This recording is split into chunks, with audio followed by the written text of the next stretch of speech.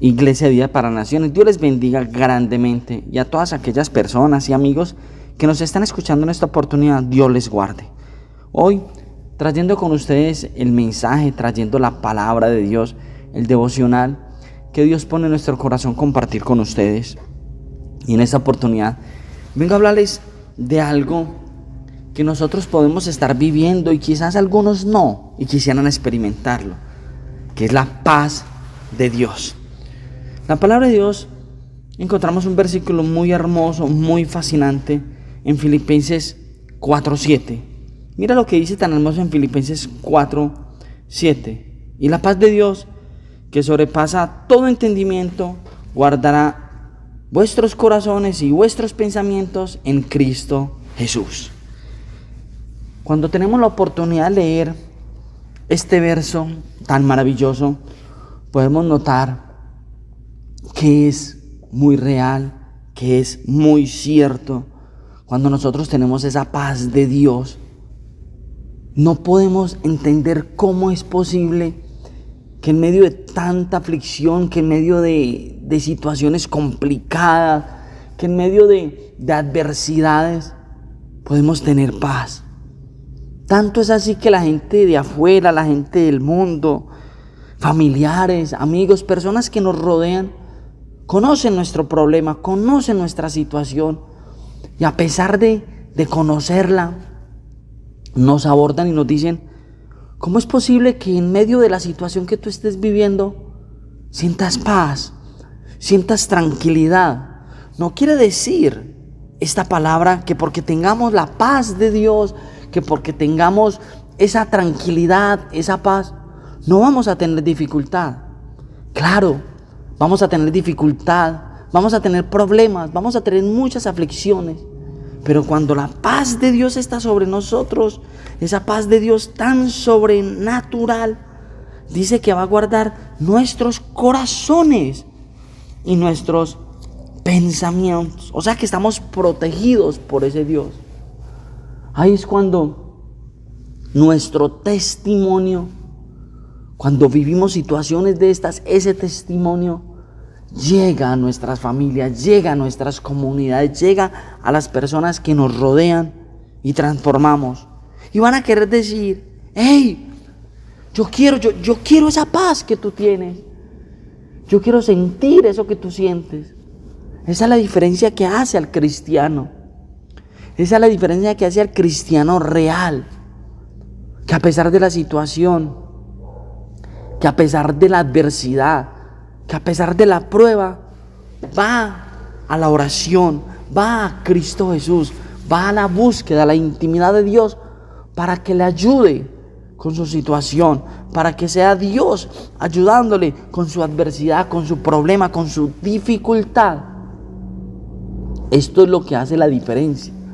Por eso muchas personas quizás no sienten esa paz y dicen ser cristianos, y dicen ir a una iglesia, y dicen ir a algún tipo de servicio, pero andan intranquilos, andan con un montón de cosas que los está turbando, que han perdido la paz, que sus pensamientos están volando lejos, que su corazón se está cargando con muchas cosas, porque no han buscado a Dios de todo corazón.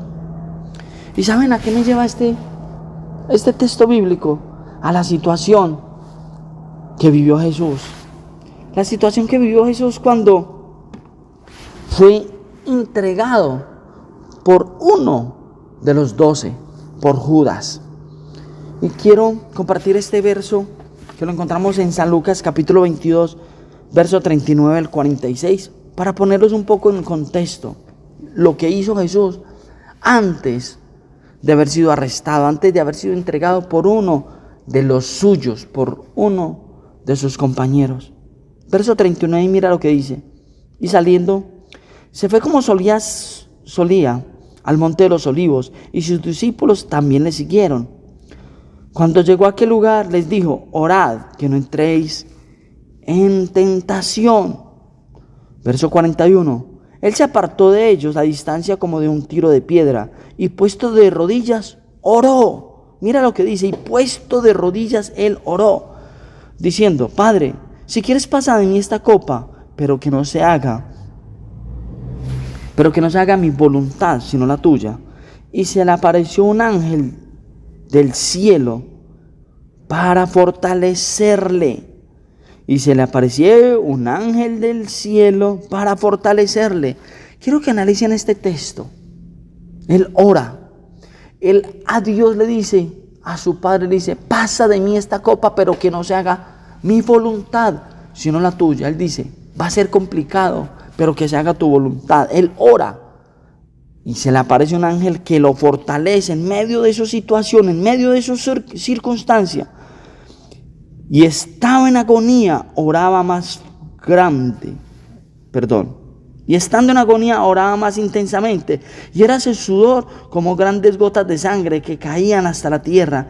Cuando se levantó de la oración y vino a sus discípulos, los halló durmiendo a causa de la tristeza. Y les dijo, ¿por qué dormís? Levantaos y orad para que no entréis en tentación. Aquí vemos a un Jesús en medio de aflicción, en medio de dolor. Sabía la situación que le avecinaba. Sabía lo que iba a acontecer con él. Mas sin embargo él nunca dejó, él iba a la oración e instaba a su equipo, a su grupo de trabajo, a sus discípulos a que oraran para que no entraran en tentación, porque iba a pasar algo y él se estaba preparando para eso. No había abandonado la oración y en medio de su oración un ángel del cielo desciende para fortalecerlo en medio de esa oración. O sea que Jesús, claro, andaba en aflicción. Tanto fue su aflicción que su sudor eran como gotas de sangre.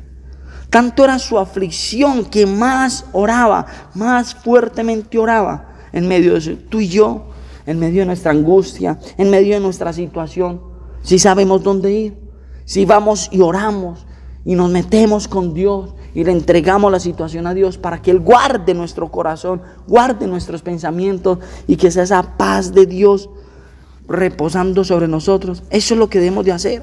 Jesús oró. Jesús le oraba al Padre, porque después de eso, mira lo que pasó. Mientras Jesús estaba en todo eso y hablaba con sus discípulos, llega una turba y en medio de eso llega Judas a entregarle. Y después de eso, a pesar de todo eso, Pedro lo niega. O sea, tenemos a un discípulo que lo entrega, a otro discípulo que lo niega. Después de toda esa situación empieza a vivir Jesús de cómo la misma multitud a la que él le hacía milagros, les daba de comer, le dicen que lo crucifiquen. Después llega la crucifixión.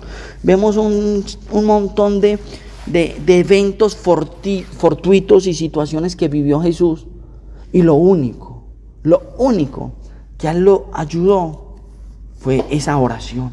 Esa oración que él hizo antes de haber pasado todo esto, donde vino ese ángel y lo fortaleció.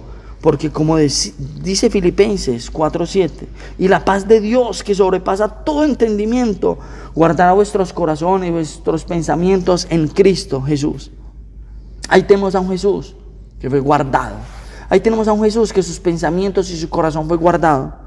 Porque él pudo defenderse y no se defendió. La misma palabra dice que no se defendió, que como un cordero fue llevado al matadero. ¿Por qué? Porque él estaba siendo preparado para esa situación.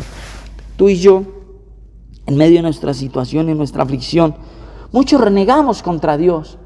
Muchos nos volvemos en contra de Dios.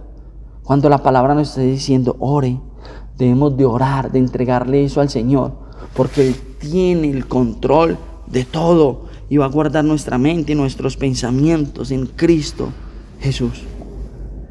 Mi hermano, ruego al Padre que ayude a tu vida. Dios te bendiga, mi hermano, Dios te guarde hasta una nueva oportunidad.